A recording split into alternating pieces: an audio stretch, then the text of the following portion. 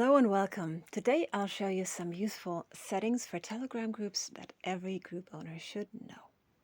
So I just created this test group. What can I do with it? I'll just tap on the name of the group and then I can see the members list and I can edit some settings by tapping on the pen symbol. Here, by tapping on the name, I can edit the name, I can set the photo right here, and I can edit the description.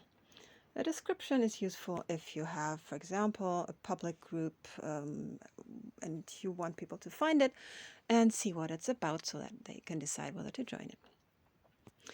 Then you can set the group type. Usually it's set on private. That means they can only be joined if you were invited or you have a link. The link is a cryptic one which won't be which people won't be able to find publicly. You can also make it a public group, which can be, let's say, interesting for some topics that you want to, let's say, be known more publicly. But in this case, I'll just make it private and go back. Right. Next important setting is the chat history. Usually it's set on hidden, which is very inconvenient because new members won't see earlier messages. So in any case, in most cases, you will want to turn it on visible. Then you can decide whether to turn topics on or not. I will just turn them on in order to show you later how they work. Now, reactions means which kinds of emojis do you want to allow in your group? Do you want to allow all of them, some of them, or none of them? You can choose here which ones to allow and then go back. Then, important, I think, are the permissions. What can members of this group do? So usually, of course, members of a group should be able to send text messages, but maybe there might be some times when you want to take a vacation and don't want to manage your group and care for spam messages and whatever, and then you can turn turn off the ability to send text messages. Of course, you should send the group members a notification before you do that. So you can take your vacation. Then you can decide which media types people should be able to send in the group. I usually turn off stickers and GIFs because those just get on my nerves. And of course you can decide whether members should be able to add users or not, which might be useful for some group types, and for others it's better if members cannot add users. For example, if you have a members area. Also, in most cases, you'll want to not allow members to change the chat info. So the chat info is, for example, the name of the group or the picture of the group or the description of the group. And for some reason, it's the standard setting that members can change that, but I think it's not really intelligent to, So I will usually turn that off. So then you can decide whether you want to turn slow mode on. But that will only be relevant if you have a very, very large group with hundreds or thousands of people. So you want them to only be able to send messages every 10 seconds or every few minutes. But at most smaller groups, that won't be relevant. So I'll just go back. Then I have the administrators. At the moment, I'm the owner. So if I tap on my name, I can see what rights I have right now.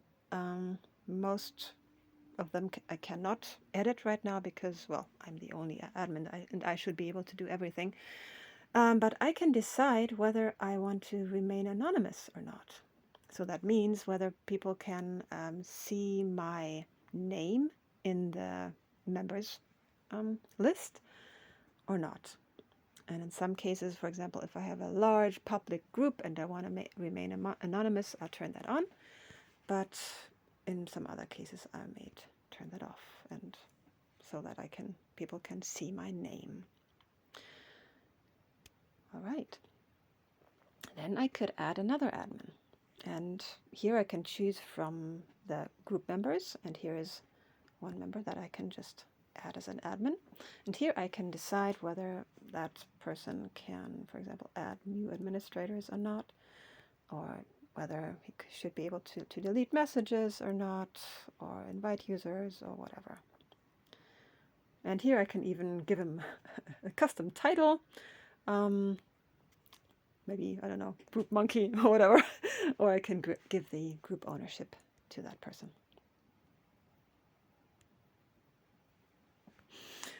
Okay, here's the members list.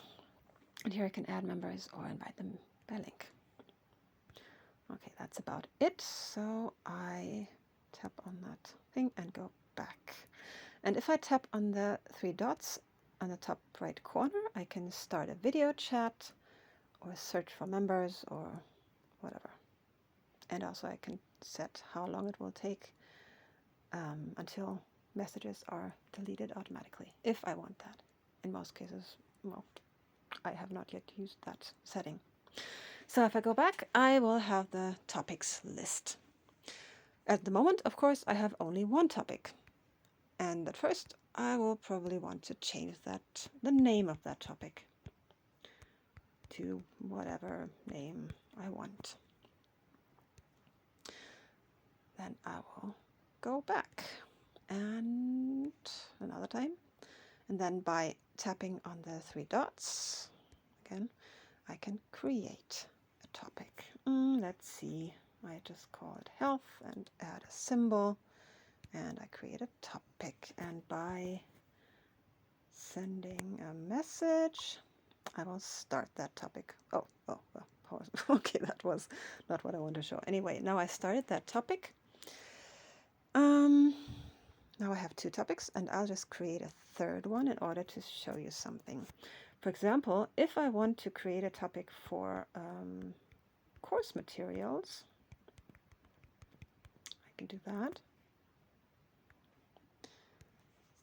And start the topic and maybe add my first material, course material.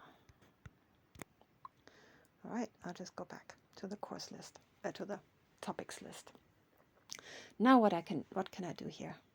If I tap on the name of a topic for half a second, I could pin it, first of all. That means that topic will always be shown on top, which can be useful if I have, for example, a lot of topics, or if I have a topic, let's say, for questions and answers, or for a welcome message, a topic which contains most important information. I will want to pin that topic. And one more thing I can do is to tap on it again for half a second, then tap on the three dots and close the topic. Now, what will that do? Topic closed means only that members cannot write in it anymore, but I can write it in it as owner. So I can put my course material in it, or I could put Q&As in there, but members cannot comment.